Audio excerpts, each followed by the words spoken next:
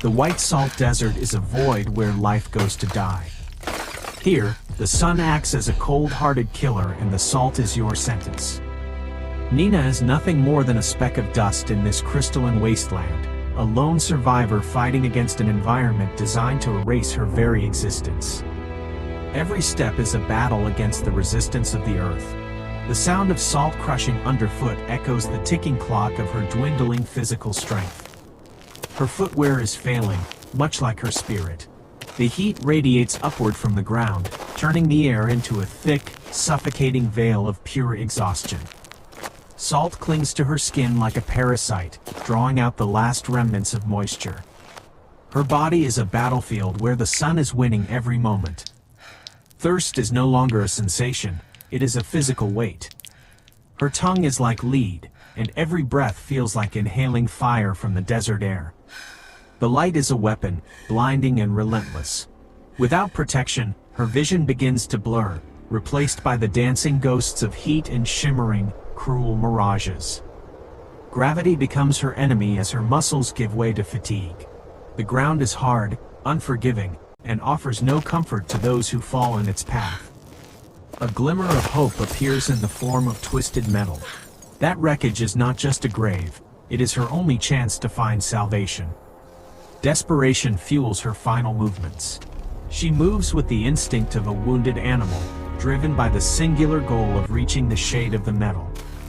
The shadow provides a momentary reprieve from the sun's bite, but the air remains stagnant, and the metallic smell of the plane reminds her of failure. She scavenges through the bones of the machine. Every scrap of wire, every piece of plastic, and every shard of glass could be a life-saving tool. A simple plastic box becomes the most valuable treasure on Earth. In the hands of the desperate, even trash can be transformed into a vessel for life. Time is a luxury she does not have. The sky is changing, whispering of a new threat that will arrive long before the cool of the night. The countdown has begun. With only 6 hours of daylight remaining, Nina must engineer a miracle from the ruins or succumb to the salt forever. Survival requires cold calculation. She tears into the fabric of the past to build a future, her movements rhythmic despite the tremors in her exhausted hands. Every fiber she cuts represents a minute earned. The canvas will serve as the roof of her world, protecting her from the elements yet to come. She digs into the ancient salt, searching for the cool earth beneath. This hole will be the heart of her life-sustaining machine, her own solar still. Pain is a secondary concern. The biological drive to find water overrides the stinging of her wounds and the burning of her lungs in the heat. The empty vessel sits waiting for a miracle. It is the altar of her survival, positioned to catch the invisible moisture that the sun will provide. A thin barrier between life and death. The plastic sheet will trap the heat and condense the air, a simple trick of physics against the desert. She seals her fate with the very salt that tries to kill her. Every rock must be perfectly placed to ensure that no precious air escapes. One final touch completes the design. The gravity of the pebble will guide every microscopic drop of water to the center, fueling her hope for tomorrow. The work is done, but the waiting is the hardest part. She watches for the first sign of moisture, the first proof that she might survive. The relentless sun begins its descent, shifting the colors of the desert from blinding white to a deep, ominous gold that signals the coming change. A victory in miniature. The first drops of life-giving water appear, born from the heat and the earth, proving that nature can be mastered with will. She holds her breath, watching the moisture gather. Each drop is a heartbeat, a promise that the desert has not claimed her body just yet. The peace is shattered by a growing roar. A wall of sand and salt is coming, a mountain of dust that threatens to bury her alive. The sky turns an angry, bruised purple.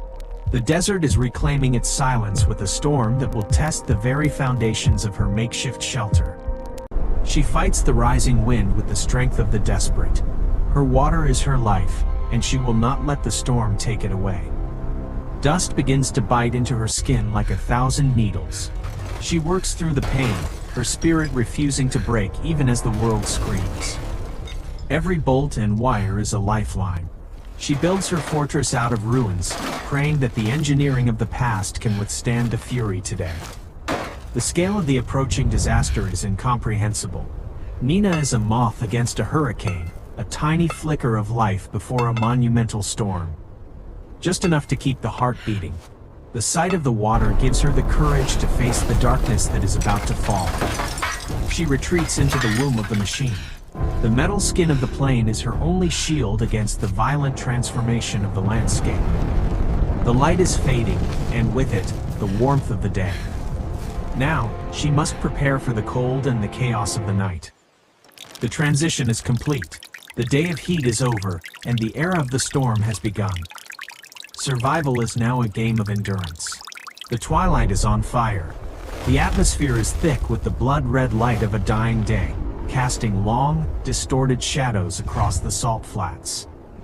She works with frantic speed, her silhouette dancing against the backdrop of a world that looks like it is melting in the heat of heaven.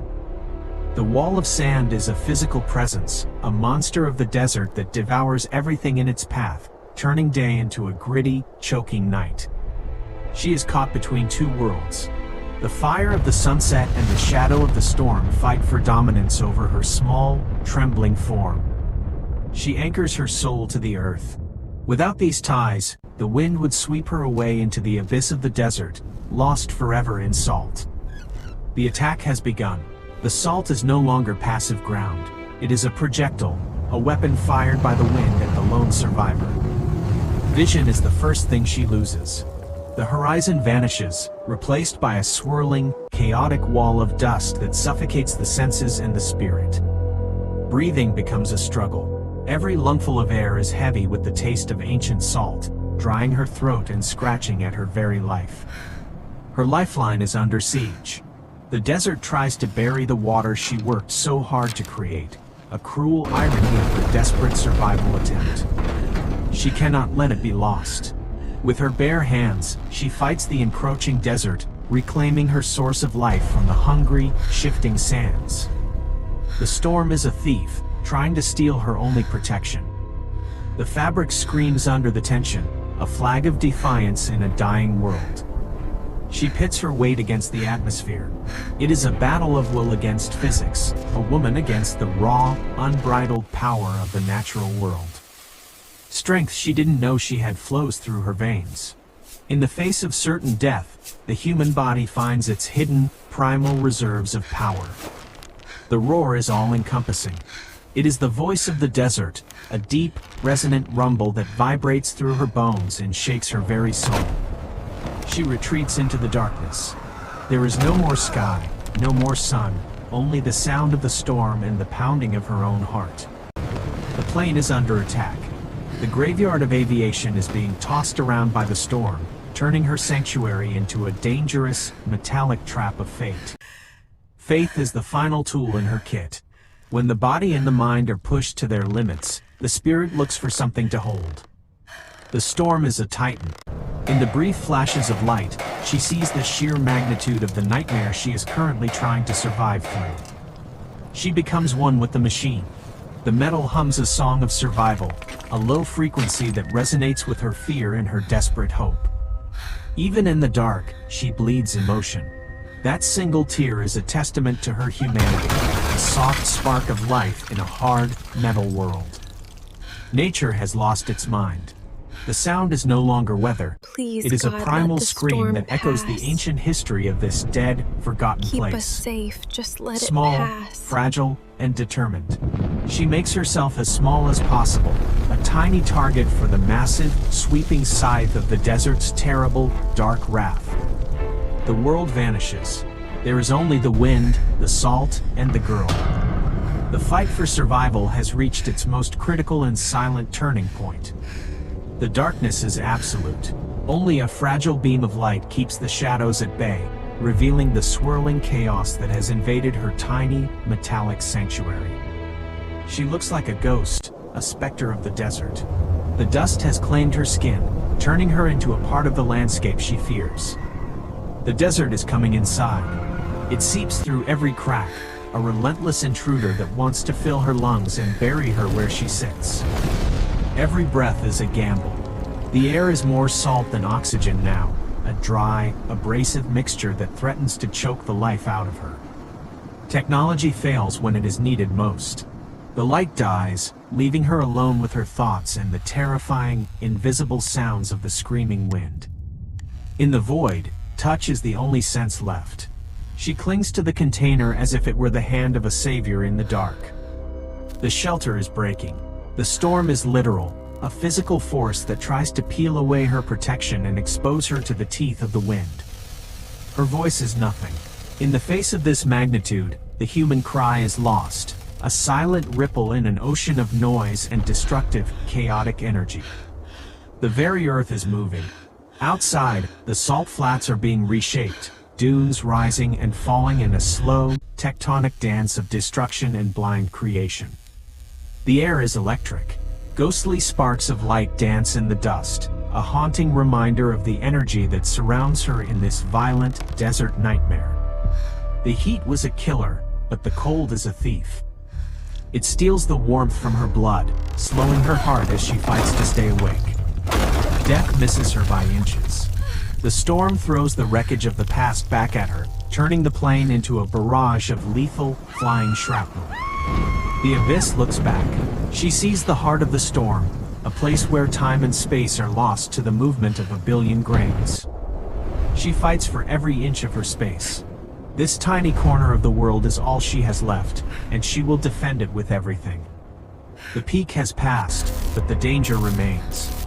She floats in a sea of exhaustion, waiting for the light to return to this dead, white world.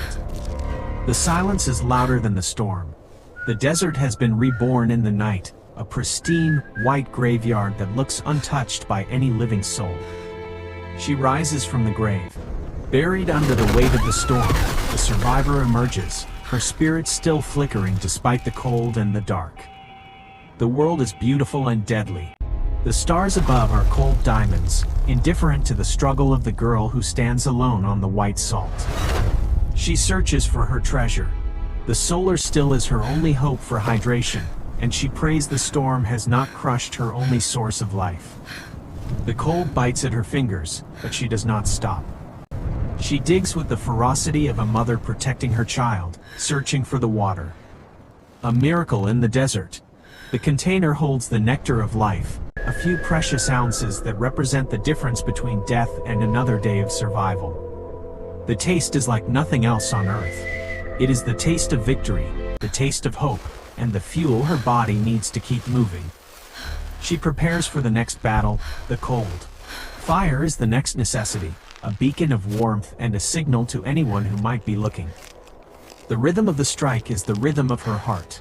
She coaxes a spark from the cold metal, pleading with the spirits of the desert. Birth of a flame. A tiny wisp of smoke signals the beginning of her new day, a small, defiant act against the freezing, indifferent night air. She breathes life into the fire. Her breath is the wind that feeds the flame, turning a tiny spark into a roaring, orange heart of light. The light reveals her true strength. She is no longer the victim of the desert. She is its master, a survivor who has looked at death. She has built an oasis from nothing. This fire is her home, her fortress, and her promise to herself that she will see the sun again. From above, she is a single star on the ground, a lone point of light that refuses to be extinguished by the darkness and the cold. The bow is over, but the journey has just begun. Tomorrow, she walks. Tomorrow, she finds her way home across the white desert of her soul.